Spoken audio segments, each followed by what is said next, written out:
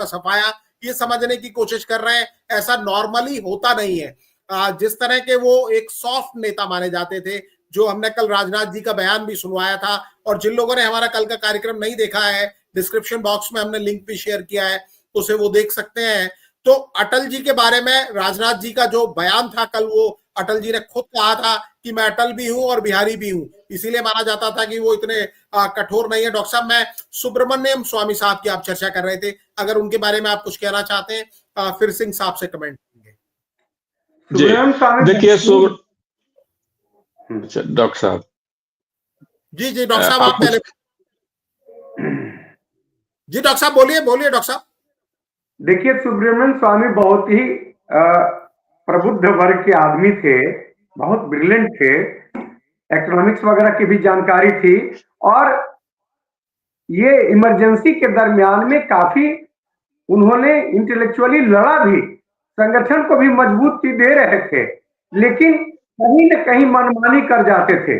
मैं पुनः एक बार कहूंगा कि नेपथ्य में बैठे हुए जो आरएसएस के लोग हैं, वो लोग डिजाइन करते हैं कि इससे कहां तक फायदा होगा और कहां जाकर के घाटा होगा, और इसीलिए चूंकि ज्यादा बढ़ करके कर रहे थे, ज्यादा हार्डलाइनर बन रहे थे, इसलिए, और इससे प्रभावित हो रहा था वाजपेयी जी का ये व्यक्तित्व। तो लोगों ने मिलकर के उनको साइड किया, धीरे धीरे अलग किया।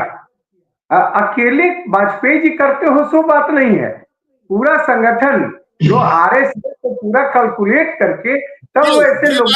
मैं आपको साफ बताना चाहूंगा कि इस बारे में भी मैंने रिसर्च की है, और आडवाणी जी चाहते थे कि स्वामी साहब रहें, और प्रधानमंत्री नरेंद्र मोदी जब तक नाराज नहीं हुए तो वो भी चाहते थे उनको भारतीय जनता पार्टी के साथ जोड़ा, राज्यसभा भेजा, क्योंकि ये जो हेरल्ड वाला इशू था समाचार पत्र का, उसमें बड़े उपयोगी साबित हुए थे। तो सुब्रमण्यम स्वामी को जो घाटा हुआ, जो स्वामी खुद, क्योंकि स्वामी जी आज भी जीवित हैं, सक्रिय हैं, खुलकर बोलते हैं, और उन्होंने ये कहा था कि मेरी इमरजेंसी के टाइम में उनसे अदावत हुई थी वाजपेयी साहब से, और होने की वजह जो सुब्रमण्यम स्वामी दावा करते हैं कि उन्होंने इंदिरा गांधी को, वाजपेयी साहब ने एक माफीनामे का लेटर लिखा था और इंदिरा जी ने उनसे कहा था कि स्वामी को कंट्रोल करो, तो वो उन्हें कंट्रोल करने की कोशिश करते थे, ऐसा स्वामी जी का दावा है। और स्वामी जी एक समय बहुत करीबी थे अटल जी के, और तमाम लोग, जो आपकी जानकारी है कि संगठन ने उनको किनारे किया, तो संगठन ने नहीं किया, संगठन के बहुत सारे लोग चाहते थे कि स्वामी भारतीय जनता पार्टी के साथ रहे। वाजपेयी से उनकी अदावत इतनी थी कि जब एक वोट से सरकार गिरी थी और वो चाय के प्याले में जो तूफान आया था, वो मीटिंग भी जयललिता और सोनिया गांधी की अरेंज कराने वाले व्यक्ति और कोई नहीं, सुब्रमण्यम स्वामी थे। हालांकि ये बात अलग थी कि अटल बिहारी वाजपेयी, जो हम बात कर रहे हैं कि जो भी उनसे टकराया हुआ उसका सफाया, सितारे के ऐसे बुलंद थे कि वो सरकार जब गिरी तो सोनिया गांधी सरकार बनाना चाहती थी, वो लेटर लेकर जाना चाहती थी, लेकिन मुलायम सिंह यादव को अपनी कड़ियां भिड़ाते हुए वाजपेयी जी ने तैयार कर लिया, और वो सोनिया गांधी को समर्थन देने को तैयार नहीं हुए। दोबारा चुनाव हुए और अटल जी फिर जीत कर आए।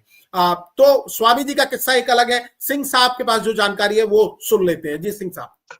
जी, एक्चुअली डॉक्टर साहब ने बताया कि बहुत बड़े अर्थशास्त्र के विद्वान आदमी थे, और एकदम बिल्कुल जुआ जब थे 1970 के दशक में शुरुआत में, तो आरएसएस के चीफ थे बाला साहब देवरस।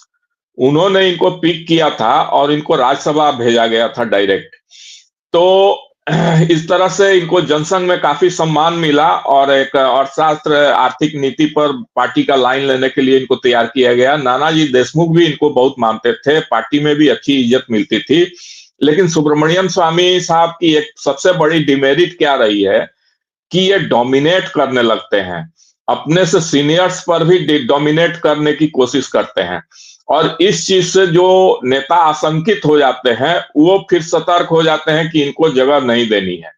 और इसीलिए जब 1977 में जनता पार्टी की सरकार बनी तो मोरारजी देसाई इनको मंत्री बनाना चाहते थे, और अटल जी ने इनको मंत्री नहीं बनने दिया। वहां से इन दोनों के बीच तल्खी काफी ज्यादा बढ़ गई। अब सुब्रमण्यम स्वामी जी अपने मन से जो भी बोले, सारी बातें उनकी सच नहीं होती हैं, हालांकि अच्छे नेता हैं, अच्छा बोलते हैं और बहुत सारी सच्चाई भी बोलते हैं, लेकिन ज्यादा तल्खी इसी कारण हुई कि उनको मंत्री नहीं बनने दिया अटल बिहारी वाजपेयी ने। तो एक कारण वहां से शुरू हुआ। यही कारण है कि 1980 में जब भारतीय जनता पार्टी का फिर से गठन हुआ तो भारतीय जनता पार्टी के साथ नहीं गए सुब्रमण्यम स्वामी, वो चंद्रशेखर जी के साथ चले गए। मैं और उसमें चंद्रशेखर जी से कि आरएसएस के सामने एक शर्त रखी थी वाजपेयी जी ने कि या तो सुब्रमण्यम स्वामी रहेंगे इस पार्टी में या मैं रहूंगा, ये एक शर्त रखी गई थी वाजपेयी जी की ओर से। तो उसमें तो स्वाभाविक था कि आरएसएस वाजपेयी जी का पक्ष लेगा, तो क्योंकि वाजपेयी बड़ा नाम। आरएसएस उस समय एहसानमंद था वाजपेयी जी का, आडवाणी जी का, क्योंकि जनता पार्टी जो दो फाड़ हुई थी उसका एक रीजन ये था कि जनता पार्टी में ये नियम था कि आप आरएसएस और जनता पार्टी दोनों के मेंबर नहीं रह सकते। तो अटल आडवाणी ने कहा कि हम आरएसएस के मेंबर तो रहेंगे, जनता पार्टी के दोहरी सदस्यता का जो मुद्दा था उस मुद्दे को लेकर ये लोग बाहर आए थे। हाँ, ये नियम नहीं था, एक इसको जानबूझकर मुद्दा बनाया गया था, क्योंकि अब ये जो मोरारजी देसाई और चौधरी चरण सिंह के बीच में जो रसाकसी शुरू हो गया, तो चौधरी चरण सिंह के तरफ से हेमवती नंदन बहुगुणा और राजनारायण जी काफी बैटिंग कर रहे थे, और जनसंघ के लोग जो थे अटल बिहारी वाजपेयी और लाल कृष्ण आडवाणी, ये लोग मोरारजी देसाई के साइड लेने लगे। तो इसी कारण से उन लोगों ने जानबूझकर एक मुद्दा बनाया कि दोहरी सदस्यता का आप त्याग करें, या तो आप जनता पार्टी का सदस्य रहें या आरएसएस का सदस्य रहें, दोनों में से एक को चुने। ये जानबूझकर बनाया गया था। तो ये चीजें हैं। लेकिन 1980 के बाद ये चंद्रशेखर जी के साथ चले गए सुब्रमण्यम स्वामी।